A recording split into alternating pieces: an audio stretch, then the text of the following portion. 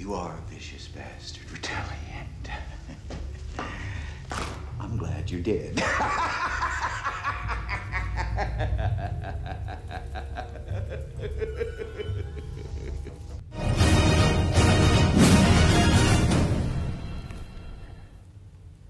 What is going on, my beautiful DC brothers and sisters? It's your boy, Truth31. Hit like, subscribe for all that DC goodness on that face, neck, and chest. And this is a video I've been wanting to do for a while now on how I feel that we should have gotten a proper Man of Steel trilogy.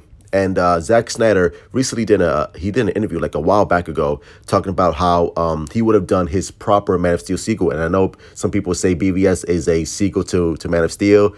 I don't share that same sentiment. I think it's a follow-up to Man of Steel, but I don't think it's a proper sequel to Man of Steel. But I'll get into that later in the video. So Zack Snyder shared details with fans about who Superman could square off against in a standalone sequel to 2013 Man of Steel.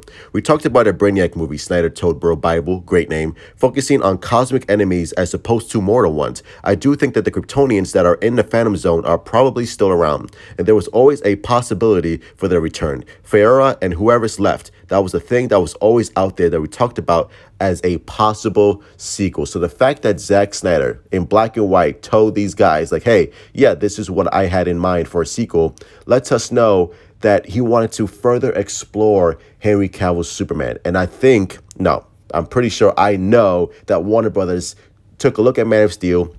They took a look at the box office and the critical reception, which was like, kind of lackluster for them, not in my opinion, because Man of Steel almost made 700 million, and the fan reaction was like through the roof, and and some critics didn't like it, but I think for the most part people were on board with Zack Snyder's Man of Steel, and they wanted to see that story continue, as did I. But of course, Warner Brothers panicked, and they probably told Zack Snyder like, hey, this didn't really do gangbusters as we expected, so just put in Batman and put in the Justice League, and let's just fucking rush this universe to compete with Marvel. And I'm sure Zack Snyder looked at Warner Brothers executives like, okay, I'll do my best. Because Zack Snyder is a filmmaker who wants to take his time telling his story, which is why we got that 4-hour cut of Justice League, where Zack Snyder had plenty of time to flesh out all these characters, flesh out all the story that he wanted to tell. And let's get this, I want to get this, right out of the gate real quick.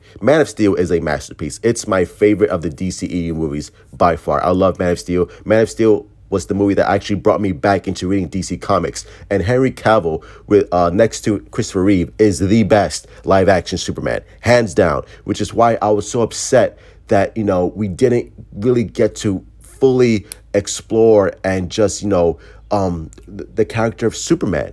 And Zack Snyder wanted to do that with Man of Steel too, because at the end of Man of Steel, in that awesome scene, which so many people bitched about, where Superman killed Zod, and he breaks down and gets on his knees and he screams and shouts, because like that's the first time that he actually had to take someone's life, especially since it's part of his same bloodline.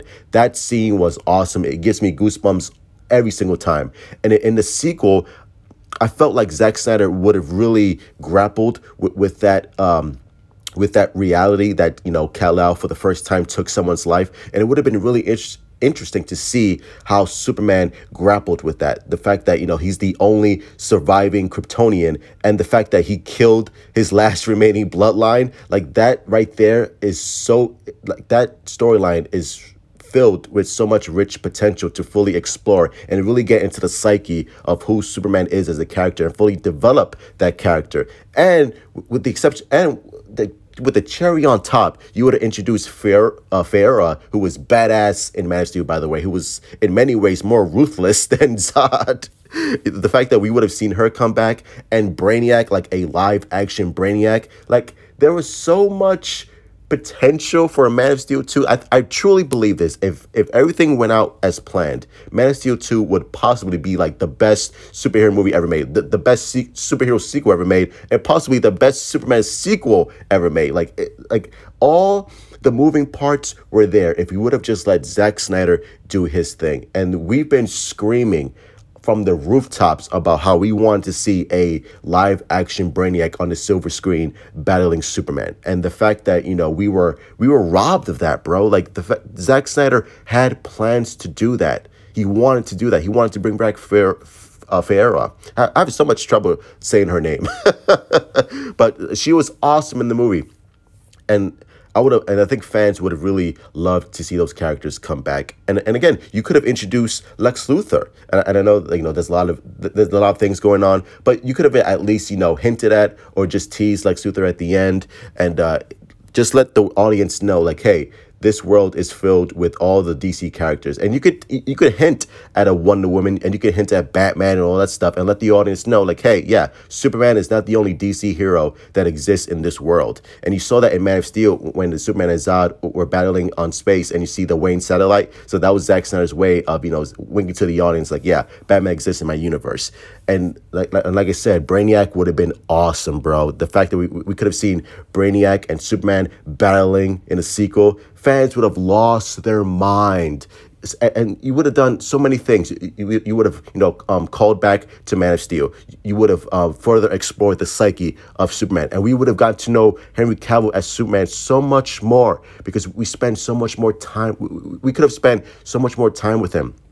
Like, the only time we spent with Henry Cavill Superman was in Man of Steel, great start, and then in BVS you killed him off, which is like, it's like I wrestle with that. It's like, I don't understand why. Like, why did you have to kill him off? Especially since the theatrical cut of BVS is much more of a Batman movie than it is a Superman movie, and he gets sidelined throughout the whole movie, and then it only until the Ultimate Edition comes out where we fully see Superman be Clark Kent exploring, and we get to spend a lot more time with Superman and Henry Cavill, which is awesome. Yes, thank you. This is what we should have gotten in a Man of Steel sequel. And I felt like, listen, and I don't know Zack Snyder, but I can guarantee you that this is not what he wanted to do. This is not what he wanted. He did not want to kill off Superman in the sequel. He wanted to do a proper Man of Steel sequel and fully explore Superman Clark Kent as a character, so we, the audience, can spend more time with him, so that when he dies, it would have had a much more emotional impact for us, because you would have had Man of Steel 2, Man of Steel 3, and then you would have done your BVS, and then possibly introduce Batman, and then when he dies, the audience feels that much more, because we actually care about Henry Cavill's Superman, and we're like, damn, you killed him off, shit, fuck, that sucks. Right? It would have hurt so much more. But the fact that we only had Man of Steel and he was sidelined in BVS, and then you kill him off, and then he comes back for a little bit in Justice League, in Zack Snyder's Justice League, it kind of feels empty. It kind of feels hollow for us fans, because it's like, damn, we love Henry Cavill Superman and we want to see more. And I feel like if you would have done a Man of Steel trilogy, and then possibly do a standalone Ben Affleck Batman movie with Deathstroke and Jared Leto's Joker, I think, and then you do your BBS movie and kill him off, I think it would have worked that much more, because like you said, we spent more time with Superman. We had a solo Ben Affleck Batman movie, which would have been awesome, with Joe Manganiello's Deathstroke, and again introducing Jared Leto's Joker, and you would have established all these characters, because you would have taken their time to explore who these characters are. We know Superman because we had a trilogy. We know Ben Affleck Batman because we had a standalone movie. And then when he comes back in Zack Snyder's Justice League for that brief, maybe 10, 15 minutes, we wouldn't be as upset, because we already know who this character is, and this character has been established. You know what I mean? So, and I don't know what's going to happen for the future with Henry Cavill. I know Geekosity and these other fucking DC YouTubers are saying confirmed, and I'm just like, dude, shut up. You don't know that.